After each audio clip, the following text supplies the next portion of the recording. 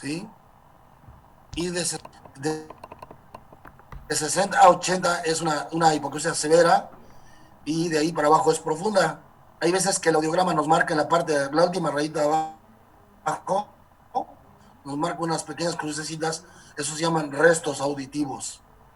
Entonces, esta gráfica que me acaban de enseñar ahorita es lo que les acabo de decir, de 20 a 40 decibeles es hipoacusia leve, de 40 a 60, aquí lo ponen a 70, pero es de 40 a 60 profunda.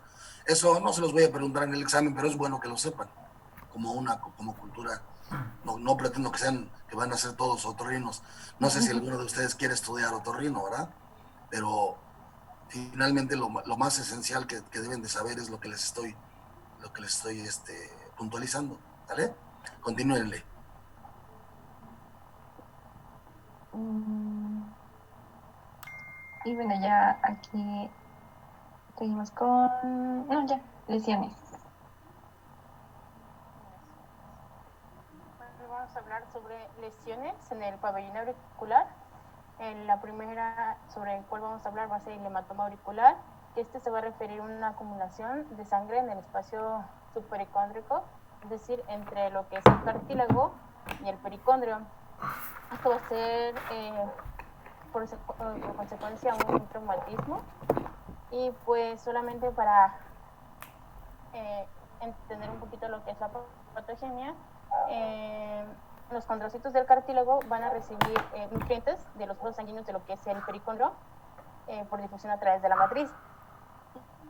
Entonces, cuando el traumatismo produce una acumulación de sangre en este espacio, va a crear como una barrera que impide la difusión sanguínea. Entonces, esto va a provocar lo que es el cartílago y lo predispone a infecciones. En cuanto a manifestaciones clínicas, vamos a encontrar a un paciente con un pabellón auricular edema, también puede estar equimótico y con pérdida de los rasgos cartilaginosos normales, es decir, va a estar un poquito deforme el pabellón auricular y la imposibilidad que hay de evacuar, de desaparecer el hematoma va a producir la necrosis del mismo cartílago y posteriormente su desfiguración. Entonces, en un paciente con un hematoma auricular es muy típica, muy clásica el pabellón auricular en forma de coliflor, como lo estamos viendo aquí en la imagen. Entonces, esto es muy... Bueno, también vi que era muy común en lo que son los boxeadores, ya que pues su principal etiología del hematoma es los traumatismos. En cuanto al tratamiento, este va a depender de la cantidad de sangre que está acumulada. En el caso bueno, se va a realizar un drenaje de estos hematomas que pueden llevarse a cabo mediante una incisión cutánea de manera paralela a los pliegues naturales de lo que es la piel. Y también nos tenemos que ayudar por el uso de los antibióticos tópicos para reducir la probabilidad de alguna infección posterior. Y de la misma manera, al hacer el drenaje, bueno, posterior al drenaje, debemos utilizar un entablillado para prevenir la reaparición de posteriores hematomas.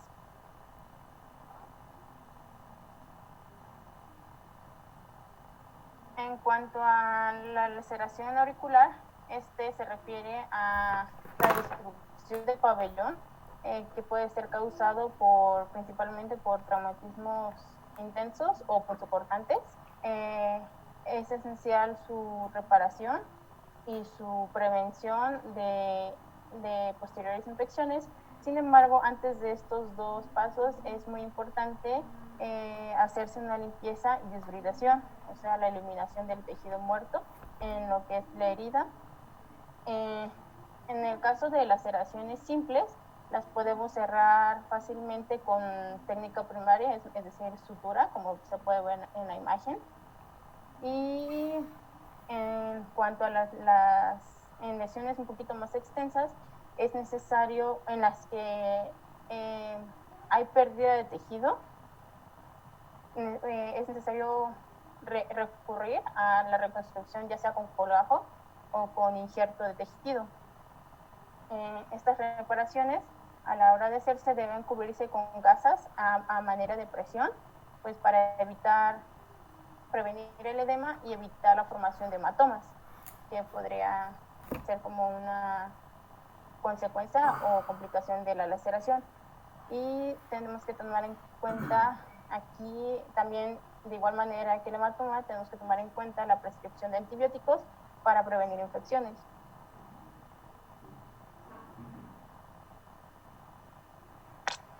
Ya, siguiente serían cuerpos extraños que se pueden alojar en el conducto auditivo externo, y lo más frecuente es que pase en pacientes que son pediátricos, en niños. Pueden ser desde objetos animados, como lo puede ser un gusano o un insecto, o inanimados, como fragmentos de juguetes, de algodones, etcétera. Y bueno, la sintomatología se va a iniciar más que nada con la sensación como de impactación del cuerpo extraño en el conducto auditivo externo. Y según el tipo o el tamaño más bien del cuerpo extraño, puede percibirse otalgia, o de tal manera que si estos llegasen a como ocluir el conducto auditivo externo, pueden causar un tipo de hipoacusia, que ya sería de la de conducción. Como primera medida terapéutica, en el caso de insectos o de algún tipo de animal, se procede a la inspiración de alcohol al 70%, con el objetivo de inactivarlo. Después, en todos los casos, ya sea inanimado o animado, se procede a su extracción y se puede auxiliar de algún tipo de instrumentación para los oídos. Te voy a interrumpir un tantito. Cuando son insectos, o sea, cuando son animados, sea insecto que sea, no le debes de poner alcohol, porque hasta los seres humanos con el alcohol nos ponemos locos, ¿sí? Entonces nunca se debe poner alcohol, porque además el alcohol puede pasar, aparte que el animalito se pone loco, cualquier movimiento dentro del oído se va a magnificar. Es una estructura que está muy inervada, muy sensitiva. Entonces, si de por sí molesta que se mueva tantito ese insecto, si tú le pones alcohol, el animalito se convulsiona mucho y te va a dar una molestia terrible. Entonces, y además el alcohol puede pasar la membrana timpánica y te puede afectar el oído interno. Entonces, lo principal que ustedes deben de hacer cuando un insecto se meta es llenar el conducto auditivo de aceite de ricino, principalmente. Puede ser aceite mineral, puede ser aceite de ricino, puede ser aceite hasta de comer, ¿sí? E incluso si tienen aceite del coche de su papá, pues aunque sea aceite de ese. Con ese se va a morir, retacan ustedes el oído externo de aceite, principalmente de aceite de ricino o aceite de olivo, y se va a asfixiar inmediatamente. Le ponen un pedazo de algodón para que el aceite no se salga, y con eso ya el paciente, regularmente, ¿cuándo ocurre? Pues en las noches, ¿no? Cuando están acostados. Entonces les da tiempo de que al otro día vayan a ver al especialista que se los quite, ¿verdad? Entonces, nunca intenten sacar un insecto cuando esté vivo. Regularmente hay que matarlo, ¿sí? ¿Y cómo lo van a matar? Con aceite. Si le pones alcohol, se pone loco, ¿sí? Cualquiera de nosotros nos dan alcohol y nos ponemos bien locos, la mayoría. Entonces, algunos no, algunos se ponen contentos. Entonces, también a veces lo que hacen es poner agua oxigenada, pero el agua oxigenada lo que produce son burbujas. A veces sí salen, pero a veces el insecto se pone muy inquieto y perjudica, puede llegar a rasgar el conducto o la membrana timpánica. Entonces, el alcohol no es una buena idea, ¿eh? Okay. Quédense siempre con este concepto de ser así. ¿Sale? Okay. Continúenle, pues. Sí, gracias, doctor. Bueno, les decía que en caso de la instrumentación, para los oídos es muy útil lo que es el grasa de alambre, ya que es muy fina y permite introducirla entre la pared del conducto auditivo externo y el cuerpo extraño para después arrastrarlo hacia el exterior, pero es en dado caso de que sea de mayor tamaño. Para objetos de menor tamaño se podrían utilizar unas pinzas conocidas como Hartmann. Y bueno, y también leímos, doctor, no sé si, que lo que nos acaba de mencionar, que antes de manipularlo se utiliza o se realiza una irrigación o un lavado de oído, en el cual vierten agua a 37 grados y que la única condición para realizar esto es que el cuerpo extraño no esté impactado entre él y el conducto auditivo externo para que pueda el agua empujarlo hacia el exterior. Bueno, cuando es un cuerpo extraño inanimado, que sea cualquier, puede ser una piedra, regularmente una piedra, o una cuenta de collar, o no sé, eh, la temperatura del agua debe de ser una temperatura tolerante para su mano. Regularmente usamos el codo, que puede ser sensible. No debe ser tan caliente ni tan fría, porque si no, al momento de irrigar el agua, pueden provocar vértigo o mareo en el paciente. Entonces, en cuanto a la distancia de la membrana timpánica con el cuerpo extraño, no tiene mucho que ver, porque ustedes introducen el agua rebota en la membrana timpánica y rechaza el cuerpo extraño hacia afuera. Entonces, cuando es un insecto, recuerden siempre que es mejor que esté muerto ya el insecto, para que fácilmente lo puedan extraer y no se esté luchando el insecto contra ustedes, ¿ya? Y les provoque más daño. Entonces, debe ser agua tibia, no debe ser ni caliente ni fría, porque estimula el canal semicircular lateral y les puede dar vértigo. Entonces, es una temperatura que ustedes puedan tolerar con la mano, y eso de que 37 grados, que 38, no, es una temperatura que ustedes puedan tolerar. Es que la sensibilidad en el oído, hay gente que con poquito presentan una reacción, una pequeña manipulación presentan una reacción exagerada. Y hay gente que con mucho no son tan exagerados, porque es de acuerdo a la sensibilidad al umbral del dolor y a la sensibilidad de cada persona, ¿sí? Entonces, el agua debe ser, la temperatura debe ser un agua tolerable, sobre todo al tacto de su mano, ¿sabes? Aquí, gracias, doctor. Bueno, en cuanto a enfermedades infecciosas del propio conducto auditivo externo, vamos a hablar sobre las otitis. Estas enfermedades son un grupo de infecciones que se van a desarrollar ya sea en el pabellón auricular o en el conducto auditivo externo. De la primera otitis que vamos a hablar va a ser la otitis externa difusa, que esta es una dermoepidermitis, es decir, un proceso inflamatorio tanto en la dermis como en la epidermis, de manera aguda, que va a ser de origen infeccioso, que va a afectar al conducto auditivo externo. En la mayoría encontramos microorganismos en la flora normal, como son las pseudomonas originosas y los copocosaurios, principalmente estas dos, pero también podemos encontrar proteos y estafilococcus epidermis. Estas enfermedades se van a desarrollar cuando existan factores que favorezcan la colonización de estos microorganismos, y los factores que podemos encontrar dentro de este grupo podemos encontrar traumatismos accidentales, la autolimpieza, maceración de la piel por humedad o por calor, es decir, que por exposiciones largas a estos dos tipos de temperatura, o por escasez de sonrumen, entre otras. Entonces, pues esta infección rara vez se va a dar en un paciente con piel pues sana. Al final pues son microorganismos oportunistas que van a como aprovecharse de la situación para desarrollarse. Sí, y bueno, ya tomando o hablando de las manifestaciones clínicas, el síntoma predominante es una otalgia intensa que muchas de las veces se puede exacerbar con la masticación o incluso el tacto, y puede llegar a existir hipoacusia si la inflamación ocluye el conducto auditivo externo. En la otoscopía, en las fases iniciales solamente se va a ver o se va a apreciar una hiperemia cutánea, pero a medida que esto evoluciona, pues va a ser imposible realmente visualizar el conducto auditivo externo.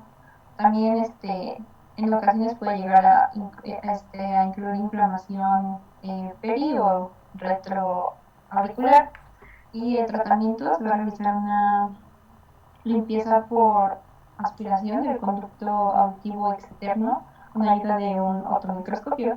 Después de limpiarlo por completo, se puede utilizar preparaciones óticas, antisépticas y antibióticas. Las preparaciones de un antiséptico incluyen desde ácido acético y bórico, clorhidrato, entre otras. Mientras que en las preparaciones antibióticas se utilizan quinolonas, como por ejemplo el ciprofloxacino. Y también se pueden realizar preparaciones con esteroides para ayudar a reducir la otalgia y el edema que puede llegar a existir. También analgesia este, con AINES, con analgésico, ¿verdad? Y es una imagen en la que podemos ver cómo se ha desarrollado esta otitis difícil. Bueno, miren, voy a intervenir un poco. Hablamos, por eso es importante hablar de la anatomía primero, ¿verdad? Decimos que el recubrimiento del oído externo es una continuación del oído, de la piel externa, ¿sí? Nada más ustedes, por pura, la medicina es lógica y siempre hay que irnos por lógica, ¿no? Díganme ustedes qué, qué microorganismo es el que más infecta la piel.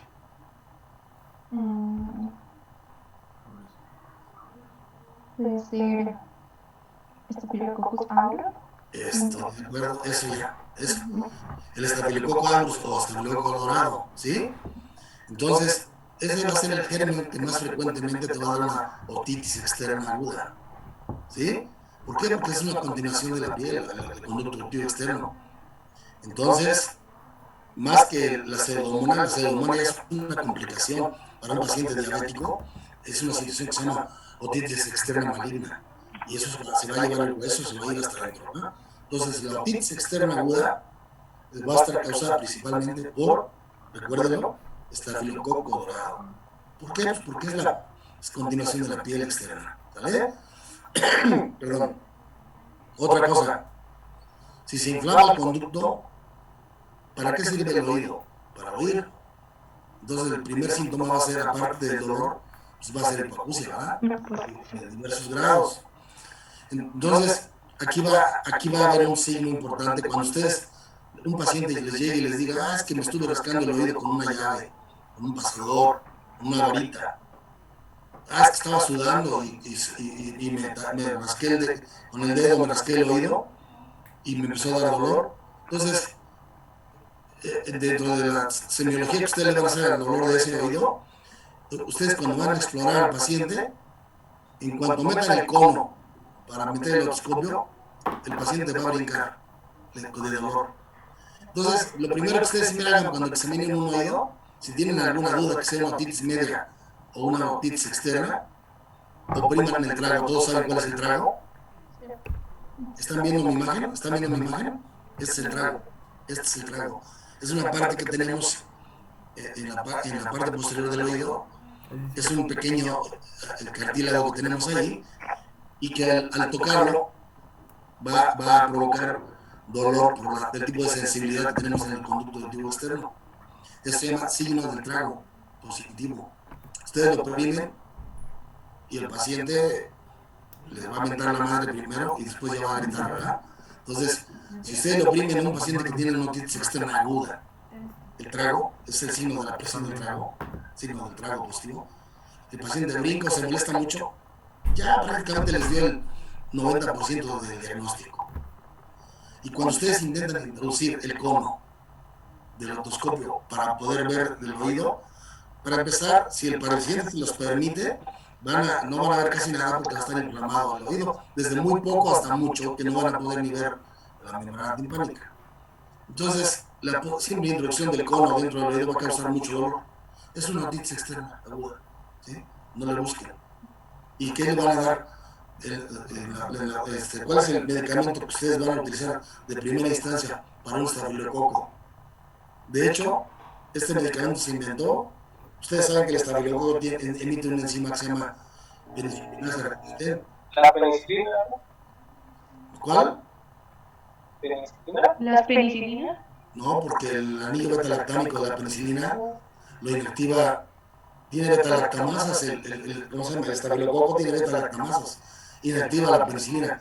Entonces se inventó otra penicilina que contiene doble anillo beta-lactámico, que se llama como presidente. ¿Amoxicilina con ácido hialurónico? No, antes que ese, vale. Dicloxacilina. Dicloxacilina, ¿sí? Es más barata que los demás antibióticos, las quinolonas. Es más barata la dicloxacilina. Ya se inventó ahorita una dicloxacilina. La dicloxacilina se da cada 6 horas. Pero ya se acaban de sacar una dicloxacilina que la pueden dar cada 12 horas, ¿sí? Entonces, germen común en la otitis externa aguda es estafilococo dorado. Sabiendo que es el estafilococo, pues la primera elección es dicloxacilina. Ya después ustedes pueden, como segunda opción, pueden darle amoxicilina con ácido clavulánico. Y ya en último, pues las quinolonas también le pueden pegar, pero las quinolonas son muy caras, ¿sí? Entonces, ustedes van a hacer su servicio social y pues en su cuadro básico siempre van a tener dicloxacilina, ¿sale? Entonces, primera elección es dicloxacilina, para eso se inventó la penicilina reforzada, eso es la dicloxacilina, ¿sí? Ya lleva un anillo con es un núcleo de peniciliánico con doble enlace de betalactámico, ¿sí? ¿Por qué? Porque el estafilococo dorado emite una betalactamasa que inactiva a la penicilina. Entonces, por eso la penicilina nunca le va a hacer el estafilococo dorado, ¿sale? Entonces, estafilococo dorado y su tratamiento de primera elección es primero dicloxacilina. Es un tratamiento barato y además está al alcance en cualquier centro de salud cuando ustedes vayan a servicio social. Bueno, pues continuamos pues. Gracias. Otra infección aguda es la otitis externa circunscrita. Esta va a ser una infección por un folículo pilosebáceo que va a estar causada principalmente por, igual que la anterior, Staphylococcus aureus, pero aquí va a haber, esta infección va a estar previa a un traumatismo o a un paciente inmunodeprimido, es decir, estos dos conceptos van a ser puerta de entrada a esta infección. En cuanto a las manifestaciones clínicas, vamos a encontrar que el síntoma predominante es una otalgia de manera intensa que se va a exacerbar a la hora de la masticación, igual a la hora de tocar el área, pues también va a producir dolor. En la exploración mediante la otoscopía vamos a observar un furúnculo que va a estar acompañado con una tumefacción alrededor de lo que es el folículo pilosebáceo, y en medio vamos a encontrar un puntito blanco que va a ser como imagen característica de esta otitis.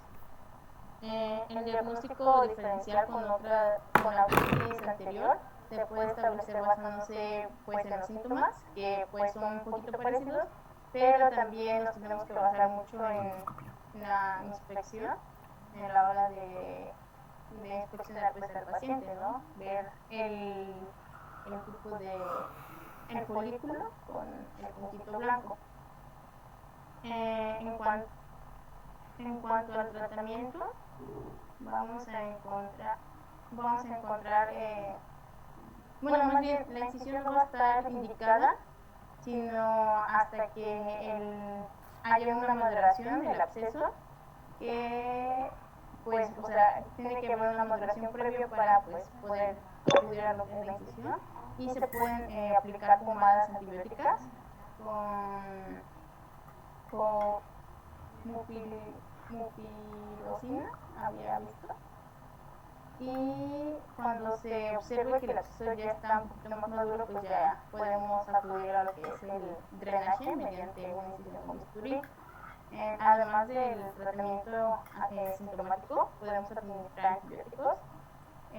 Había visto como la cloxacilina, pues para combatir infecciones, pero pues supongo que también podríamos usar la dicloxacina, ¿no, doctor? Pues porque igual está dado por el Staphylococcus aureus. Sí, es la primera lección es de Cloxa.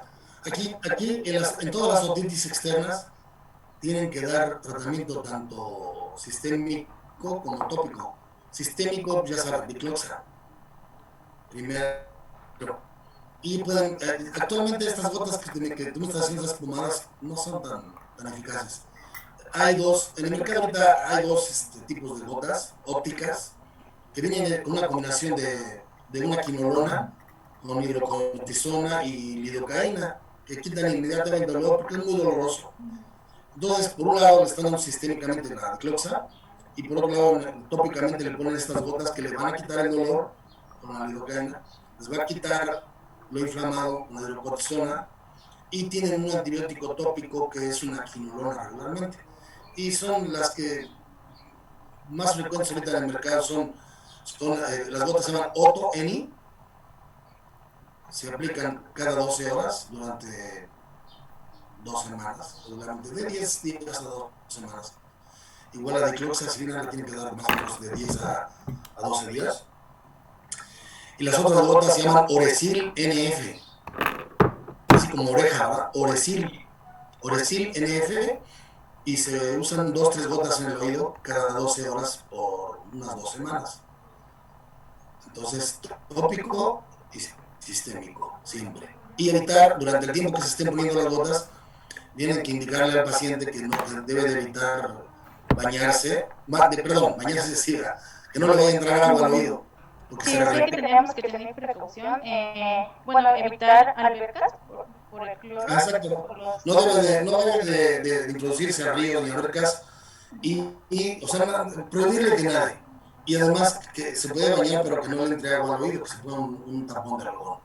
Porque hay una reinfección. Listo, continúa. Y ya el siguiente es meningitis gumulosa, que es más bien una infección vírica de la piel del conducto externo y de la capilar del tímpano por virus de la influenza. E incluso para la influenza, las manifestaciones clínicas es que también se caracteriza por una otalgia aguda, pero que existe en un cuadro gripal. En el transcurso de las horas, esta otalgia puede evolucionar y puede ocasionar la salida de un material como serohemático de serumia, como sangre, que es como la causa común por la cual el paciente va a acudir a la consulta. Y bueno, mediante la otoscopía se pueden observar como ampollas rojizas o violáceas sobre la superficie timpánica. El tratamiento es puramente sintomático debido a que como es un virus, pues no hay como un tratamiento específico con un medicamento. Entonces solamente se da analgesia. En cuanto a la otitis externa maligna, que ya nos había platicado un poquito el doctor hace rato, esta otitis va a estar caracterizada debido a su gravedad, puesto que va a ser de carácter invasivo y necrosante. Va a afectar comúnmente, como había dicho el doctor, a pacientes diabéticos o inmunodeprimidos. También puede ser a pacientes con edad avanzada o puede... había dicho que puede aparecer después de otra otitis aguda, pero no estoy segura de eso. El agente etiológico va a ser igualmente pseudomonas aeruginosa. no, perdón, al final, el componente del otro va a ser, esto va a ser por pseudomonas oleaginosas y el tejido va a estar alterado por lo que es la isquemia y por la hiperglucemia. Estas dos condiciones van a favorecer que prolifere pues, el organismo fácilmente. En cuanto a las manifestaciones clínicas, eh, puede aparecer a la exploración con la autoscopía podemos encontrar la existencia de espacelos, que son restos inflamatorios y restos necróticos de la piel en el conducto auditivo externo, que va también a estar rodeado por tejido de granulación. Va a puede aparecer parálisis facial, periférica o lateral, debido a pero esto ya es cuando la enfermedad ya está muy desarrollada, ya tiene una progresión pues muy maligna. También tenemos que tomar en cuenta muestras para la identificación del microorganismo causante y debemos realizar biopsia para descartar pues algún tipo de carcinoma en lo que es el conducto auditivo. Esto más que nada para hacer el diagnóstico diferencial. En cuanto al tratamiento, pues el tratamiento básico en esta otitis va a comprender antibióticos contra las pseudomonas en dosis altas. Primero había leído que primero se hacen por vía parenteral junto a las cefalosporinas de tercera generación y posteriormente cuando el paciente evolucione de manera favorable podríamos pasar de manera parenteral a vía oral con un tratamiento durante 6 a 8 semanas. Esta otitis tiene una mortalidad alta de 10% en cuanto a tiene una mortalidad del 10% y aquí pusimos una tablita que diferencia los tres tipos de otitis que les acabamos de hablar. Ya, esta tablita en realidad resume lo que hemos venido diciendo y la etiología, bueno, en el caso de las dos otitis difusa y circunscrita, el microorganismo causal va a ser principalmente Staphylococcus aureus, a diferencia de la externa, de la maligna, que va a ser Pseudomonas. Estos tienen como un cuadro clínico parecido, sería la otalgia intensa, pero la otoscopía es lo que nos vendría como dando el diagnóstico diferencial por el tipo de lesiones que se puedan encontrar, como lo es en el caso de la otitis externa, puede incluirse edema y puede existir hipoacusia. En el caso de la circunscrita, pues ya habíamos dicho que la lesión característica va a ser que